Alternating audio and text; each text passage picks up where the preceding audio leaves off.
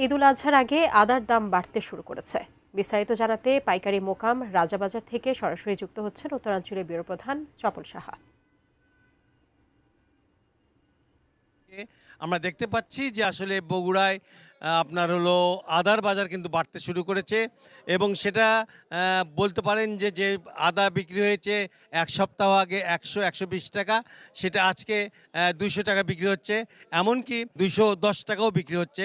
তবে বগুড়ার যে 7 জন আপনার হলো আমদানিকারক আছেন তাদের সাথে কথা বলে আমি যেটা জেনেছি, যে আদাগুলো আপনার হলো খুব মোটা সাইজের, ওইটাই আপনার ভিয়েতনাম থেকে আসছে, ওটার দাম একটু বেশি। আর যেগুলো আপনার হলো ভারত থেকে আসছে সেগুলো আপনার হলো দেশি আদার মতন। এছাড়া চীন এবং মায়ানমার থেকেও আদা আসছে। তবে আদার একটা বিশেষ ব্যাপার আমরা লক্ষ্য করছি এখানে, যে আদা দেশি আমাদের কিন্তু প্রচুর এবার উৎপাদন হয়েছে বগুড়ার আশেপাশে বিভিন্ন জায়গায়, কিন্তু সেই আদাগুলো কিন্তু শেষ। এখন কিন্তু আমদানি আদার উপরে চলবে। আদা কিন্তু দাম গত 2-3 বছরের মধ্যে দাম খুবই কম ছিল, 100 টাকা 120 টাকার উপর ওঠেনি।